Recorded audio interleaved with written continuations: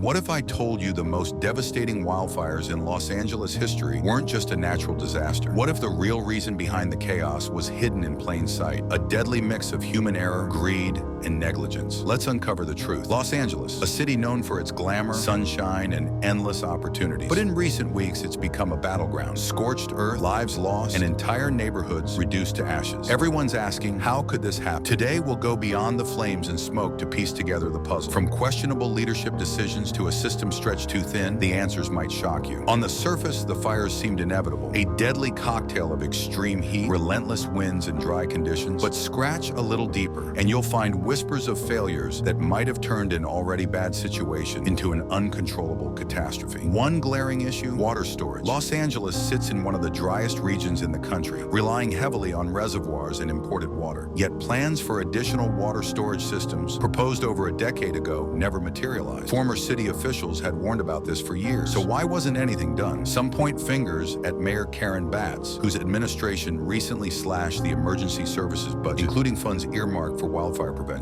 It begs the question, did these decisions turn California's wildfire season into a ticking time bomb? Let's rewind to the start of the fires. The Palisades fire was first reported at 10:30 a.m. on a seemingly normal Tuesday morning. Within minutes, it exploded into an inferno, consuming 3,000 acres by midnight. Firefighters were overwhelmed not just by the fire's speed, but by the lack of resources. One key piece of equipment, a CL-415 Super Scooper water-dropping plane, was only available in limited numbers. Why? Because the city failed to renew contracts for additional aircraft earlier in the year. These planes could have made a significant difference, but the budget cuts left them grounded. And then there's the Santa Ana winds. Known locally as devil winds, they act like gasoline on an already roaring fire. But here's the thing, scientists have been warning about their increasing intensity for years. So why wasn't the city better prepared? Some insiders say the answer lies in political red tape. One insider called it a bureaucratic maze, where critical decisions about funding and preparation were delayed or ignored altogether. But it doesn't stop there. Reports have surfaced about improper maintenance of power lines. Aging infrastructure owned by private utility companies may have sparked some of the smaller fires that later merged into larger infernos. In fact, an internal investigation is underway, with some accusing the companies of prioritizing profits over safety. And while the winds and heat are natural forces, the lack of controlled burns and proper vegetation management in critical areas is not. Controlled burns help reduce the fuel available for wildfires, but the city had significantly scaled back these operations due to, you guessed it, budget constraints. But perhaps the most chilling revelation comes from a leaked letter dated December 17, 2024. It was written by LA Fire Chief Kristen Crowley and addressed to Mayor Batts. The letter explicitly warned that budget cuts would severely limit the city's ability to respond to large-scale emergencies. Crowley's words were almost prophetic. Without proper funding, it's not a matter of if, but when disaster will strike. Yet despite these warnings, the cuts went ahead. In the aftermath of the fires, this letter has become a smoking gun, fueling outrage and calls for accountability. People want to know, was this catastrophe avoidable? And if so, who is responsible? In the end, the Los Angeles wildfires aren't just a story of natural disaster. They're a cautionary tale about what happens when short-term decisions collide with long-term consequences. Mismanagement, ignored warnings, and a lack of preparation all played a role in turning a dangerous situation into a deadly one. As the city begins to rebuild, it faces tough questions. How do we prevent this from happening again? And can the leaders who failed their communities be trusted to protect them in the future?